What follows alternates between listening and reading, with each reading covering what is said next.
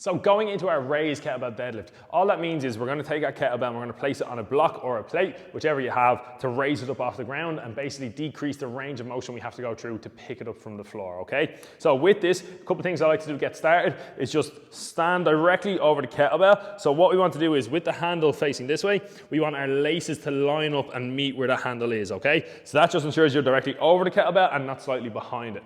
Next, what I like to do is grab my wrist, just when starting up, grab the wrist, push the chest out, shoulders back, and then you just go into a soft knee. So soft knee just means you're not keeping your knees locked out, so a slight bend, and then you just begin by pushing the bum back towards the wall behind and bringing your chest down to face the floor. So now I'm in my bottom position. So from here, my hips won't go back any further, and my arms are helping to keep my whole back nice and straight. So now that I'm in that position, I found it, I'm gonna unlock my hands.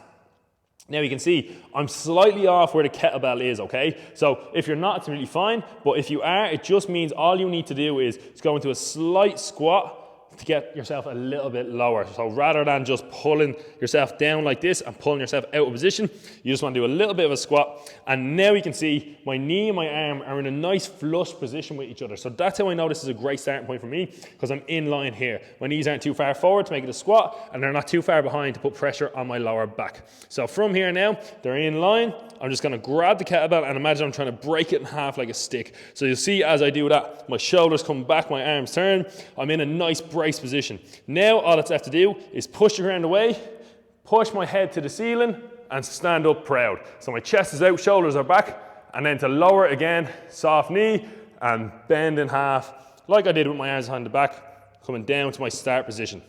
So a great thing with the plate is you can use the circle here as your start position, so you know exactly where the kettlebell started and exactly where to finish with the kettlebell, so you're in the same starting position each time. So if I was to lift it up and I came too far forward, away from my starting position, you can see now where my knees and my elbow meet is completely different. And if I was to do this now, it's a whole different movement, where if I go back to the same starting position each time, it's going to be the same rep each time. And that is the basics of your raised kettlebell deadlift.